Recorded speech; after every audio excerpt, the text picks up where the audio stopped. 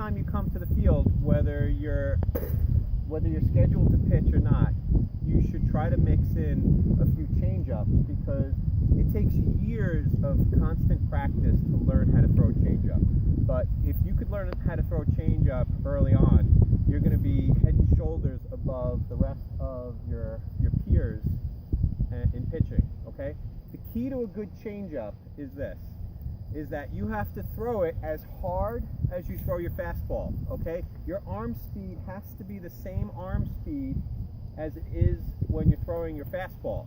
The difference is that when you change your grip and you make it a change-up grip, ball comes out about 10% slower, and the batter's timing is off because he's calculating his timing based on your arm speed. If you remember at the hitting clinics that you've been doing, when the pitching coach has been pitching to you guys, okay, you've been calculating your timing based on the pitcher's arm speed.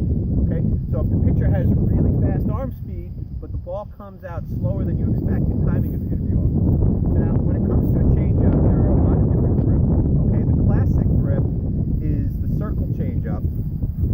Okay, and there are different ways to grip it. You could grip it around the laces like this, okay, where you have all of your fingers on the ball, or you might even lift these fingers off, okay, and you have your index finger and your thumb touching each other.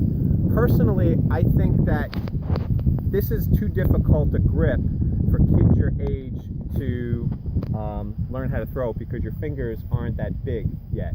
Okay, but there are different grips that you can try to experiment with. You can just grip the ball really tight with all of your fingers, or you could separate your fingers a little bit like this, or something that Julian discovered that worked for him is you can put one knuckle on the ball like this and your other two fingers around like that, and when you throw it as hard as you can, this grip makes it very difficult for you to throw the ball fast. Okay, or you could come up with your own grip. All right, this is a case where there's no substitute for practice and experimentation. So you could experiment with your own grip, or you could try any of these grips.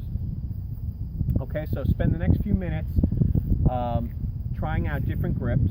Okay, see which one works for you, and you guys can keep practicing that. Okay.